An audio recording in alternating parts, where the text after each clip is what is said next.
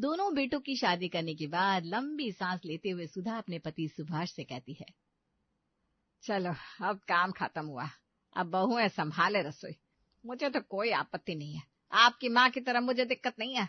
अच्छा, मेरी माँ क्या ही परेशान करती थी, वो बेचारी तो खुद से कितना काम कर लिया करती थी, तुम्हें ज्यादा कुछ करना ही नहीं पड़ता। अपनी माँ का साइड लेने के लिए आप खड़े ही रहते हैं, हा? इतना परेशान करती थी तुम्हारी माँ जिसकी कोई हद नहीं। चलिए अब रहने दीजिए, बीवी ने पूरी जिंदगी दे दी आपको और आपको तो आपकी माँ ही अच्छी लगती है।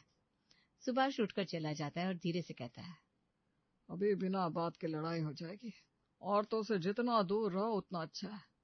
इधर खुद को अपनी सास से अच्छा समझने वाली सुधा अपनी दोनों बहुओं को बुलाकर कहती है, करिश्मा, तू इस घर की बड़ी बहू है तो रसोई की चाबी अब तू ही रख। अब तुम दोनों को क्या बनाना है, क्या कैसे करना है, सब तुम समझो, मैं इन झमेले में नहीं पड़ने वाली। ठीक है मम्मी जी।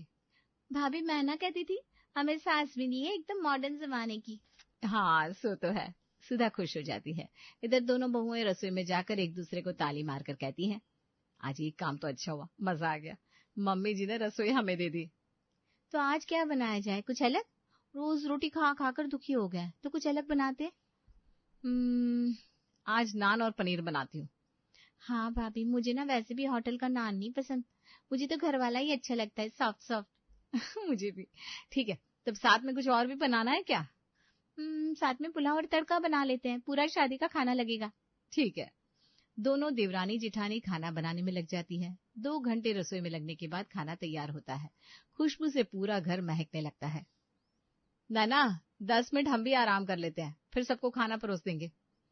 आज तो शुभम सरप्राइज हो जाएंगे, उन्हें तो यही सब पसंद है। हाँ वो तो है, यश को भी ना वैरायटीज खाना बहुत पसंद है। दोनों अपने अपने कमरे में आराम करने चली जाती है। इतने में शुभम और यश बाहर से घर आते हैं और खुशबू से दोनों भाई के नाक खड़े हो जाते हैं। यश कहता है, यार ये खुशबू अपने ही घर से आई है क्या? हाँ भैया, नहीं तो क्या, पड़ोस के घर से आएगी। क्या करूं, भरोसा ही नहीं होता, क्योंकि कभी हमारे घर में ऐसा खाना नहीं बनाना। बताया, मैं तो दोपहर के ऑफिस में खाता हूँ ऐसा खाना। मैं भी दुकान पर खाता हूँ, खुशबू से ही भूख लगने लगी। शुभम और यश हॉल में बैठ जाते हैं। सुधा भी वहां आ जाती है और यश कहता है, मम्मी खाना लगवाओ ना, बहुत तेज भूख लगी है। हाँ मम्मी। बहू खाना लगा दे। सभी खाने के टेबल पर आते हैं। करिश्मा और नैना खाना परोसती है। खाना देखकर दोनों भाई के मुंह से पानी आने लगता है। आज लग रहा है संडे है, वरना रोज वही दाल चावल रोटी खा खाकर पक गया था। अब रोज ऐसा ही खाना मिलेगा। क्या हुआ, लगता है सत्ता बदल गई क्या? आज से रसोई बहुओं के हाथ में है। अब तुम दोनों को जो खाना होगा अपनी बीवियों से बोलकर बनवा लेना। बहू खाना तो बहुत स्वाद है। सब चाट पोछ कर खाना खाते हैं। रात में शुभम करिश्मा से कहता है, भाभी सुबह के नान बचे हैं क्या, मुझे वही खाने का मन हो रहा है। नहीं है देवर जी, खत्म हो गए। कोई ना, कल बना दूंगी नाश्ते में। ठीक है, नाश्ते में नान और रात में तंदूरी रोटी, ठीक है ना शुभम? एकदम भैया। रात को नैना सूजी के डोसे बनाती है। अगले दिन सुबह सुबह फिर से नान बनाती है दोनों देवरानी जेठानी। थैंक यू भाभी। क्या आप भी देवर जी, इसमें लगता ही क्या है, जितना टाइम रोटी बनाने में लगता है उतने ही टाइम में नान बन जाता है। अलग से थोड़ी ना कुछ करना पड़ता है। रोज रोज ये मैदा खाना अच्छी बात नहीं है, पेट में जम जाएगा तो बहुत दिक्कत हो जाएगी। बेटा हफ्ते में एक दिन ठीक है, लेकिन रोज बनाने की जरूरत नहीं है, बाकी दिन रोटी बनाया कर। इतने दिन से तो रोटी खा रहे थे, कुछ नहीं होता पापा नान से। अभी कम से कम एक हफ्ता तो ये खाने दीजिए, एक दिन कुलचा खाऊंगा। गेहूं के आटे की रोटी की बहुत वैरायटीज बन सकती हैं। नॉर्मल रोटी हम नहीं खिलाएंगे आपको भैया, फिक्र मत कीजिए। सुभाष बच्चों की बातें सुनकर ज्यादा कुछ नहीं कहता, फिर मन ही मन सोचता है, खुद ही समझ जाएंगे ये, अब बच्चे नहीं रह गए कि बार बार एक ही चीज समझाओ। एक बार तबीयत खराब होगी तो खुद समझ जाएंगे। अब रोज करिश्मा और नैना नान कुलचे तंदूरी रोटी और यही सब बनाती है। जैसे नॉर्मल रोटी उन्हें बनानी आती ही ना हो। दिन बीतने लगते हैं और एक रोज ये सब खा खाकर सुधा की तबीयत खराब हो जाती है। बहू तुम लोगों को जो खाना है खाओ, लेकिन मेरे और तेरे पापा जी के लिए गेहूं के आटे के फुलके बना दो, वही काफी है। मुझसे तो नहीं खाया जाएगा, मुझे दिक्कत हो गई है। ठीक है मम्मी जी। इतने में ही सुभाष को उसके छोटे भाई का फोन आता है। मैं माँ को ट्रेन में बिठाने जा रहा हूँ, वो तुम्हारे पास आने की जिद कर रही थी, माँ को स्टेशन लेने चले जाना। ठीक है, माँ से मिलने का मेरा भी बहुत मन कर रहा था। सुभाष सुधा से कहता है। सुधा, रात तक माँ पहुंच जाएंगी।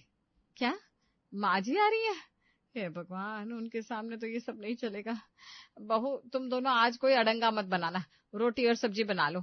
तुम्हारी दादी सास को ये सब पसंद नहीं है, ये सब वो नहीं खाती है। मम्मी जी ऐसा कुछ नहीं है, खाएगी तो खाने लगेंगी, एक बार दादी को खाने तो दीजिए। अरे बहू, माँ जी के साथ कोई एक्सपेरिमेंट नहीं, वो मेरी तरह मॉडर्न नहीं है, बहुत टाइट है, पुराने रिवाजों को मानती है, उनके सामने कोई नखरे नहीं। कुछ दिन की बात है, वो ज्यादा दिन नहीं रहती, ज्यादा से ज्यादा 10-15 दिन। ठीक है तब मम्मी जी। करिश्मा और नैना रसोई में जाकर एक दूसरे से कहती है, मम्मी जी को बोलने दो, दादी माँ को हम अपनी तरह बना लेंगे। वही ना, उन्होंने खाया ही नहीं है, ये सब खाएगी तो खुद ही धीरे धीरे खाने लगेगी। आज रोटी और दाल चावल और आलू की सब्जी बना लेते हैं, मम्मी जी की तबीयत भी ठीक नहीं है, आज यही बना लेते हैं, कल से फिर वही घोड़ा वही मैदान। करिश्मा और नैना रोटी चावल दाल और आलू की सब्जी बनाती हैं। खाना खाकर यश और शुभम का मुंह बन जाता है। यार, लग रहा है पेशेंट का खाना है, भा ही नहीं रहा है। आलू के पराठे नहीं तो गोभी के पराठे बना देती अगर नान नहीं बनाना था तो। चल मुंह बंद कर, ज्यादा ड्रामा मत कर, यही खाना होगा तुम्हें। आज दादी आ रही है, पता है ना कैसी है वो, उनके सामने तुम लोगों की नहीं चलेगी। माँ के सामने मेरी नहीं चलती, इनकी क्या चलेगी। करिश्मा और नैना को ये सब मजाक लगता है और एक दूसरे की ओर देखकर हंसने लगती है। रात के खाने में करिश्मा और नैना फुलके बनाती है, वो भी अच्छे से घी लगाकर। दादी तो खुश हो जाएंगी, साथ में दाल बना लेती हूँ पालक वाली, बिल्कुल घरेलू खाना। एक बार दादी इम्प्रेस हो गई, फिर तो सब अपने मुट्ठी में, अपने मन का बनाया हुआ ही खिलाएंगे हमें। हाँ भाभी। पार्वती की ट्रेन पहुंच जाती है, सुभाष उसे स्टेशन से लेकर घर आता है। पार्वती अपने वही पुराने चाल चलन में सूती सफेद रंग की साड़ी पहने हुए कड़क आवाज में कहती है, कहाँ है बहू, लगता है सब भूल गई हो। नहीं नहीं माँ जी, मैं आ ही रही थी। सुधा अपने माथे पर आंचल लिए पार्वती के पैर छूती है, फिर नैना और करिश्मा भी पार्वती के पैर छूती है। बहू, बहुएं आ गई है तो ये मत समझना तेरी चलेगी, चाय चाय बनाकर पिला मुझे। माँ जी, मैं तो कब से आपकी राह देख रही थी, मेरी तबीयत खराब थी आज, बहू चाय बनाकर ले आ। दोनों बहू रसोई में जाती है और चाय बनाती है। इधर पार्वती और सुधा आपस में बात करती है, फिर दोनों चाय पीती है। माँ जी, मैंने फुलके और पालक की दाल बनवाई है, बहू के हाथों का खाकर बताइए। पहले नहा धोकर आती हूँ, तेरी तरह नहीं आते ही खाने लगूं। पार्वती नहा धोकर आती है और दोनों बहुएं खाना लगाती हैं। खाना देखकर पार्वती का मुंह बन जाता है। ये रोटी है, ऐसी कोई रोटी होती है? रोटियां तो हमारे जमाने में बनती थी, क्या रोटियां होती थी, रुई की तरह मुलायम, और वो चूल्हे पर बनी हुई उसकी खुशबू, अलग ही स्वाद होता था उसमें। दादी माँ खाकर देखिए, आपके लिए स्पेशली बनाया है, ये भी अच्छी लगेगी आपको। बहू, जो देखकर अच्छी नहीं लग रही वो क्या अच्छी लगेगी, कोई खुशबू ही नहीं है इसमें। सुधा बहू, मैं ऐसी रोटी नहीं खाने वाली, मुझे पुराने जमाने की रोटी ही चाहिए। तभी पार्वती एक सोने का भारी हार निकालकर कहती है, ये हार अब मुझसे संभाला नहीं जाता, मैं सोच कर आई थी ये हार उसी को दूंगी जो मेरे मन को भाएगी। माँ जी, अभी ये लाओ, मैं संभाल कर रख देती हूँ, फिर आपको जिसको देना हो आप दे देना। इसकी कोई जरूरत नहीं है। हार देखकर करिश्मा और नैना की आंखें बड़ी बड़ी हो जाती है और दोनों की आंखें उस हार पर टिक जाती है। दोनों के मन में उस हार को पाने की लालसा जग जाती है और दोनों एक दूसरे की ओर देखकर एक साथ में बोल पड़ती है, कल से पुराने जमाने की रोटी बनेगी दादी माँ। हाँ, कल से पुराने जमाने की रोटी बनेगी दादी माँ, अभी आप खा लो ये। ठीक है, तुम दोनों कह रही हो तो खा लेती हूँ। देख पार्वती, तेरी बहुएं तुझसे ज्यादा समझदार है। पार्वती खाना खाकर सोने चली जाती है। इधर रसोई में करिश्मा और नैना बात करते हैं। नैना, ये हार तो हम दोनों में से किसी एक के पास ही रहना चाहिए, कहीं ऐसा ना हो कि दादी माँ ये चाची जी को या सासू माँ को दे दे। हाँ भाभी, तभी तो मैंने झट से कहा मैं बना दूंगी पुराने जमाने की रोटी। हाँ, हम जैसा दादी माँ कहेंगी वैसे ही पुराने जमाने की रोटी बना देंगे। अगले दिन करिश्मा और नैना दोनों सुबह जल्दी से उठकर चूल्हा धराती है। जिंदगी में पहली बार चूल्हा लगा रही हूँ, वही ना भाभी, कभी सोचा नहीं था इस मॉडर्न जमाने में जहाँ लोग गैस से इंडक्शन पर चले गए, वही हमें चूल्हा लगाना पड़ रहा है। अरे जल्दी करना, दादी माँ के उठने से पहले हमें खाना तैयार करना है। चूल्हा धराने में दोनों की हालत खराब हो जाती है। जैसे तैसे चूल्हा जलता है। इधर पार्वती उठकर नहा धोकर तैयार हो जाती है। रोटी सेक कर रख देते हैं, कहीं चूल्हा बुझ ना जाए। भाभी, पुराने जमाने में गरम रोटी होती थी, मैं सोच रही हूँ दादी माँ को गरम गरम रोटियां खिलाई जाए। इतने में पार्वती कहती है, बहू चाय ला दे। हाँ दादी माँ, ला रही हूँ। एक काम कर, तुम आटा लगाओ, मैं दादी को चाय देकर सब्जी बना लेती हूँ। फिर तुम सबकी रोटी गैस पर सेक देना और मैं दादी माँ की रोटी चूल्हे पर सेक दूंगी। ठीक है भाभी। करिश्मा पार्वती को चाय देकर रसोई में नैना के साथ लग जाती है। फिर थोड़ी देर में सबको खाना परोस देती है। दादी माँ, पुराने जमाने की रोटी कैसी लगी? चूल्हे पर बनाई है, खुशबू आ रही है चूल्हे की। हाँ दादी माँ, बस आपके लिए बनाई है। लेकिन रोटी मुलायम नहीं है, लगता है आटा अच्छा नहीं है। पुराने जमाने में रोटियां जो बनती थी, जो आटा इस्तेमाल होता था, वो खुद गेहूं साफ करके पिसवाती थी। ऐसे ही रोटियां अमृत नहीं लगती थी। दादी माँ, आज खा लीजिए, कल हम पुराने जमाने की रोटी बना देंगे। कल नहीं बहू, आज रात को ही। मुझसे ये खाई नहीं जा रही, एक दो खा लेती हूँ। अब तुम दोनों ने इतने प्यार से बनाया है इसलिए। ठीक है दादी माँ। सबके नाश्ता करने के तुरंत बाद करिश्मा काम वाली से कहती है, शांति, काम बाद में करना, पहले बाजार से गेहूं ला दे और नैना जैसे ही उसे साफ कर देगी पिसवा कर ले आना। ठीक है भाभी, अभी जाती है। शांति जल्दी जल्दी से बाजार जाती है और गेहूं लाकर नैना को देती है। शांति, जब तक मैं ये गेहूं साफ करती हूँ तब तक तू बर्तन धो दे, दोपहर का खाना जो बनाना है। अब के जमाने में कौन भला गेहूं की सफाई में और इन झमेलों में इतना दिमाग लगाता है। ऊपर से आप दोनों, मेरे को तो कुछ समझ में ही नहीं आया। अरे शांति, बस कुछ दिन की बात है, दादी माँ आई है ना 10-15 दिनों के लिए, उन्हें पुराने जमाने की रोटी पसंद है तो उन्हीं के लिए बना रहे हैं। अब बूढ़े आदमी के लिए इतना तो करना पड़ेगा ना। आज के जमाने में भला कौन बहू आप दोनों की जैसी होती है, धनिया है भाई आप दोनों। नैना जल्दी से गेहूं साफ करती है और फिर शांति उसे पिसवा कर ले आती है। नैना चल, पहले नाश्ता कर लेते हैं, फिर कुछ करेंगे, वरना पता चला भूख से हम ही ऊपर चले गए।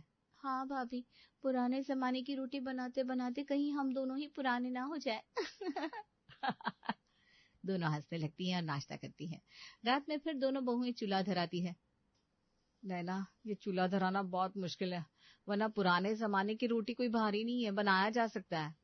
चूल्हे से भारी क्या ही होगा, जितनी थकान पूरे घर का काम करके नहीं होती, उतना अकेले चूल्हा धरा कर हो जाती है। फिर नैना साफ किए हुए गेहूं का आटा लगाती है और करिश्मा बाकी लोगों के लिए आटा लगाती है और एक एक करके दोनों रोटियां सेकती है और सब्जी बनाकर बैठ जाती है। नैना, जब सब आ जाएंगे ना, तब दादी माँ की रोटी गरम गरम सेक देंगे। इस बार कोई भी ऐब निकालने का मौका नहीं मिलना चाहिए उनको। ठीक है भाभी। सब खाने के टेबल पर आते हैं और सुधा कहती है, बहू खाना लगा तो सब इंतजार कर रहे हैं। बस 5 मिनट मम्मी जी, पुराने जमाने की रोटी सेक कर ला रहे हैं। जल्दी जल्दी दोनों बहुएं चूल्हे पर अलग से पार्वती के लिए जो गेहूं पिसवा कर आटा लगाया था उसकी रोटी सेकती है और कहती है, नैना, उसमें भर भर के घी लगा दे ताकि दादी माँ खुश होकर हमें हार दे दे। हाँ भाभी, अब तो बहुत हो गया, पुराने जमाने की रोटी नहीं जैसे सोना हो गया। पुराने जमाने की रोटी सेक कर दोनों सबको खाना परोसती है। आज तो गजब की खुशबू आ रही है। ये पुराने जमाने की रोटी की खुशबू है, जो घर के पीसे हुए गेहूं और चूल्हे की बनी रोटी की है। क्या बात है, आप दोनों इतना मेहनत कर रही है। दादी माँ, कैसे लगा वो बताइए ना, परफेक्ट तो है ना सब। पार्वती एक और मुंह में लेती है और कहती है, रोटी तो नरम है, खुशबू भी चूल्हे की आ रही है, लेकिन कुछ है जो अच्छा नहीं लग रहा। हमारे जमाने की रोटी खाकर लोग बुलंद हो जाते थे, क्या बात थी उन रोटियों में। सुभाष, तुझे भी मैंने वही रोटी खिलाई है, तभी तो तू अभी तक इतना तंदुरुस्त है, वरना तेरे बेटे भी इतने तंदुरुस्त नहीं है जवानी में। हाँ माँ, वो तो मुझे भी पता है, तुमसे ही तो मैं हूँ, मुझे भी वही पुराना जमाना और पुराने जमाने की रोटी पसंद है। नैना और करिश्मा का मुंह बन जाता है। तब पार्वती कहती है, बहू, इसमें घी की कमी है। दादी माँ, हमने तो घी भर भर कर लगाया है। मैंने घी की बात की, इस डालडे की नहीं। घर में निकाली हुई घी की रोटी क्या स्वाद लगती है, पूछो मत।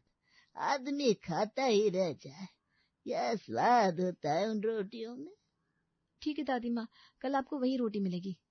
हाँ दादी माँ। हमें भी कल वही पुराने जमाने की रोटी खिलाओ ना, मुझे भी देखना है कैसी रोटी है। दादी माँ इतनी तारीफ कर रही है। क्या ही है इसमें, बना देगी बहुआ सबके लिए। 2 मिनट तो लगता है बनाने में। करिश्मा और नैना एक दूसरे को देखने लगती है। बना दोगी ना बहू? हाँ हाँ, बना लेंगे ना। अगले दिन सुबह सुबह दोनों देवरानी जेठानी उठकर दूध से क्रीम निकालती हैं, फिर उस क्रीम से घी निकालती है। इन सब में उन्हें 1 घंटा लग जाता है। फिर दोनों चूल्हा धराती है और फिर जाकर पिसे हुए गेहूं का आटा लगाती है। भाभी, सब्जी बना लेते हैं, फिर गर्मा गर्म सेकते जाएंगे और सबको देते जाएंगे, ठीक है ना? हाँ, ऐसे ही करते हैं। थोड़ी देर में सब खाने के टेबल पर आ जाते हैं। नैना और करिश्मा रोटी सेकती जाती है और सबको परोसती जाती है। सब खाना खाते हैं और तारीफ करते हैं। क्या रोटी है, मतलब नान और कुलचे से भी स्वाद है। और तो और भाइयों, घर का प्लेन खाना भी टेस्टी लग रहा है। मुझे लग रहा है मैं खाता ही जाऊं। क्या कहा था मैंने, पुराने जमाने की रोटी की कोई तुलना ही नहीं। खुश होकर नैना कहती है। दादी माँ, आपने बताया नहीं, अपने पुराने जमाने की रोटी कैसी लगी आपको? रोटी तो ठीक लगी, लेकिन जैसी हमारी रोटी गोल होती थी वैसी नहीं है। हमारे जमाने की रोटी की बराबर तुम लोग नहीं कर सकते। पार्वती खाना खाकर सुभाष से कहती है। सुभाष, मुझे स्टेशन छोड़ा, यहाँ मन नहीं लग रहा, मुझे गांव जाना है। ठीक है माँ। नैना और करिश्मा खुश हो जाती है कि उसकी दादी सास जाते वक्त उन्हें हार देती जाएगी और अब उन्हें पुराने जमाने की रोटी नहीं बनानी पड़ेगी। पार्वती निकलने लगती है और दोनों बहुओं को 100-100 रुपए देकर कहती है। अभी तो मैं जा रही हूँ, जब आऊंगी तो इस हार के बारे में सोचूंगी किसे देना है। अभी जल्दबाजी में कोई फैसला लेना सही नहीं है। पार्वती चली जाती है और नैना करिश्मा की बत्ती गुल हो जाती है, जैसे उन्हें करंट लग गया हो। इधर यश और शुभम कहते हैं। मुझे तो पुराने जमाने की रोटी ही खानी है बस। मुझे भी तुम यही प्लेन खाना खिला देना। पार्वती खुद तो चली जाती है, लेकिन पुराने जमाने की रोटी सुभाष के घर में छोड़ जाती है। अब यहाँ पुराने जमाने की रोटी छोड़कर कुछ बनता ही नहीं।